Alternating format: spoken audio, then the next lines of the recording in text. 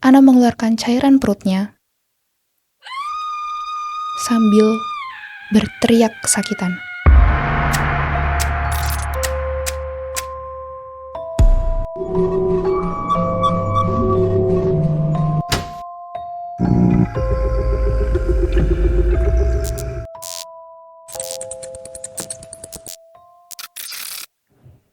Pejamkan matamu, pasang telinga, dan kita memasuki di jam lain. Anna Eckland. Salah satu kisah eksorsisme yang paling fenomenal di Amerika Serikat pada abad ke-20. Saking terkenalnya, kasus ini bahkan diangkat menjadi film yang berjudul The Exorcism of Anna Eckland, dirilis pada tahun 2016. Kisah ini pertama kali didokumentasikan oleh Carl Vogel dalam bukunya yang berjudul Bigan Satan, ditulis pada tahun 1930-an dan diterjemahkan dalam bahasa Inggris oleh Celestine Kapsner pada tahun 1970-an. Nama Anna Eckland sendiri diyakini bukanlah nama asli. Banyak yang berpendapat bahwa nama asli Anna Eckland adalah Emma Smith. Nama samaran ini digunakan untuk melindungi identitas aslinya setelah eksorsisme pertamanya berhasil. Anna Eckland lahir pada tahun 1882 di Wisconsin, Amerika Serikat. 8 tahun setelah kelahirannya, ibunya meninggal dan meninggalkan dia bersama dengan ayahnya yang alkoholik. Kendati kehidupannya yang pelik, Anna menjadi anak yang taat beragama dan rajin ke gereja.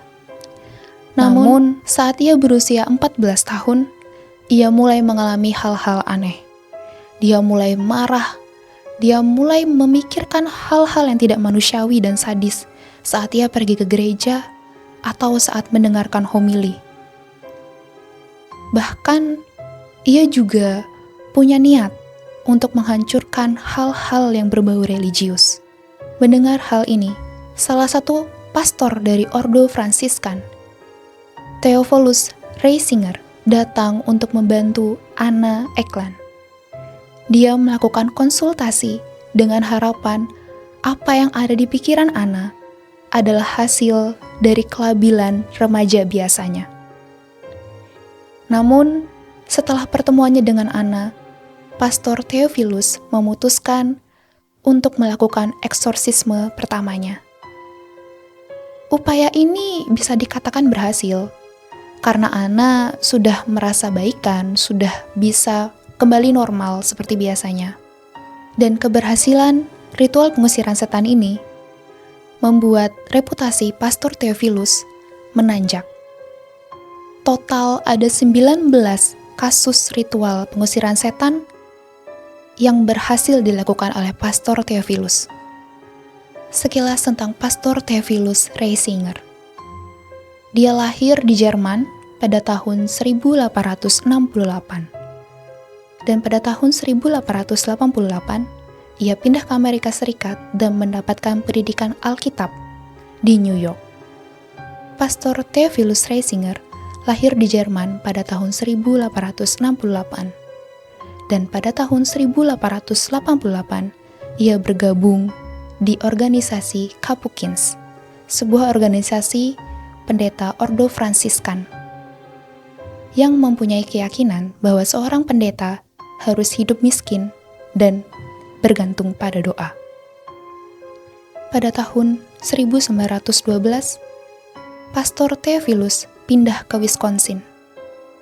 Perpindahannya ini membawanya bertemu kembali dengan Anna. Anna yang dulu sudah diyakini sembuh, malah kembali kerasukan, dan diyakini lebih banyak setan yang ada di dalam tubuhnya. Memang, setelah eksorsisme pertamanya, Anna mengalami kedamaian. Ia bisa menjalani kehidupannya seperti sedia kala. Namun, 16 tahun kemudian, ia merasakan hal-hal aneh kembali. Anna yakin bahwa masalah yang dia alami berasal dari ulah bibinya sendiri, Mina. Mina adalah adik dari ibunya. Banyak sumber yang mengatakan bahwa Mina adalah selingkuhan ayahnya. Mina memberikan mantra-mantra di dalam makanan Anna dalam bentuk serbuk. Karena ayah Anna menolak hubungan insest dengan Mina. Anna bahkan mengaku ia pernah melihat bibinya memberikan sesuatu di dalam makanannya. Dan mulai dari situ, Anna mengalami banyak hal aneh. Ia mulai mimpi buruk yang terus menghantui dia sepanjang malam. Pastor Theophilus yang saat itu sedang berkhotbah di Iowa, Erling, pun kembali mendengar kabar Anna. Ia akhirnya ingin membantu Anna. Namun berbeda dari eksorsisme sebelumnya, ia membawa temannya, Pastor Joseph Steiger. Pastor Theophilus meminta izin kepada temannya agar ritual pengusiran setan Anna ini dilakukan di biara Erling.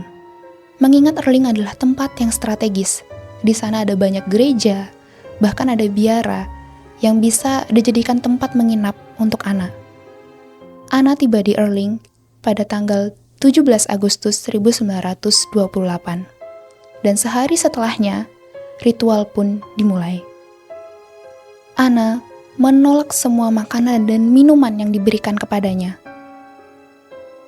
Karena makanan dan minuman itu sudah dibaptis.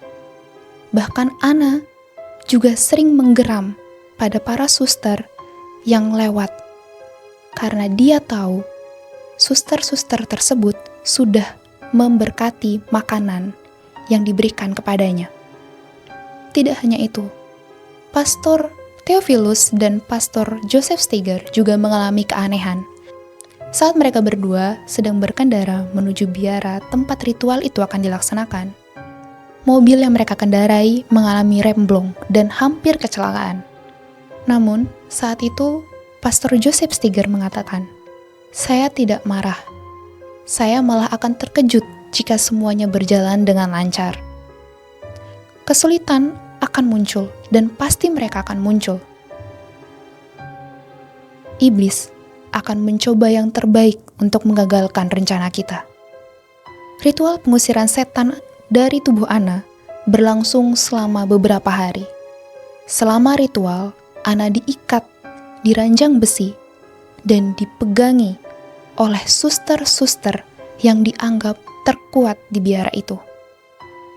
Namun anehnya, kekuatan suster-suster itu tidak sebanding dengan kekuatan Anna. Saat itu, Anna terlihat terpejam, seperti dibius.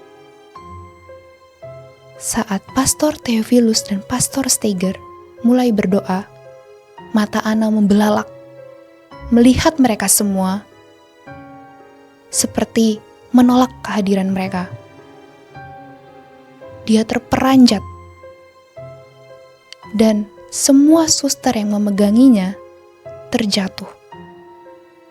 Saat lolos dari belenggu suster-suster itu, Anna mencoba untuk menyerang Pastor Theophilus. Namun, usahanya untuk menyerang Pastor Theophilus digagalkan. Dia kembali ditarik ke atas ranjang tersebut dan dibelenggu kembali. Selama ritual berlangsung, ia berteriak. Ia berusaha untuk lepas dari cengkraman mereka dan mulai berbicara dalam bahasa asing seperti bahasa Inggris, Jerman, dan Latin. Yang saat itu Anna sendiri pun tidak belajar ketiga bahasa itu. Dan dia mulai menyebutkan beberapa nama yang diyakini itu adalah nama-nama entitas yang berada dalam tubuhnya. Di antaranya ada Beelzebub, Yudas Iskariot, Jacob, ayahnya, dan Mina, bibinya. Bukan hanya gangguan-gangguan seperti bahasa-bahasa asing atau kekerasan yang dilakukan oleh Anna. Tubuh Anna juga melengkung, tidak normal. bahkan seperti tidak punya tulang ataupun sendi di dalamnya saat dibacakan doa dan ayat-ayat Alkitab. Ana mengeluarkan cairan perutnya sambil berteriak kesakitan. Melihat hal itu, Pastor Joseph Stiger merasa khawatir dan membujuk Pastor Theophilus agar ritual ini dilakukan di gereja.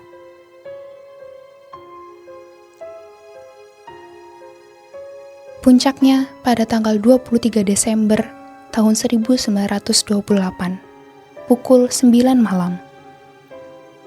Ana tertawa gila, dia kejang-kejang tidak berhenti. Ia meracaukan kalimat-kalimat ejekan kepada Kristus dan butuh beberapa jam bagi Pastor Theophilus untuk mengusir semua entitas yang ada di dalam tubuhnya. Sampai saat ini, kasus Anna Eklund tetap menjadi buah bibir masyarakat. Banyak yang berpendapat bahwa kasus ini adalah kasus psikologis, traumatis dari seorang anak yang terbentuk dari kekerasan yang dilakukan oleh ayahnya. Namun, banyak yang berpendapat juga bahwa ini adalah buah hasil dari praktik okultisme yang dilakukan oleh Mina, bibinya. Bahkan identitas aslinya pun tidak pernah terbuka. Ada yang mengatakan Anna Eklund adalah Emma Smith.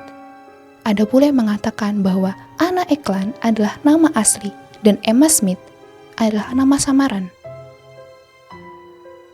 Banyak sekali detail kasus ini yang tidak bisa ditemukan. Karena kasus ini sendiri juga ditutupi oleh gereja.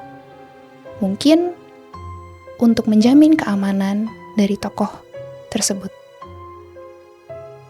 Melalui kisah ini, kita bisa mengambil pesan bahwa apapun yang kita lakukan pasti akan berakibat baik ataupun buruk terhadap orang di sekitar kita. Sama seperti ayah Anna. Dia berlaku kasar dan akhirnya bisa berpengaruh pada kondisi psikologis anak tersebut. Ataupun dari nafsu Mina, dia bisa berpengaruh pada kondisi spiritual Anna. Jadi, itu adalah kisah Anna Eklund. Coba kalian kirim pendapat kalian di kolom komentar. Dan jangan lupa terus saksikan di jam lain agar kalian tidak ketinggalan kisah-kisah misterius lainnya. See you!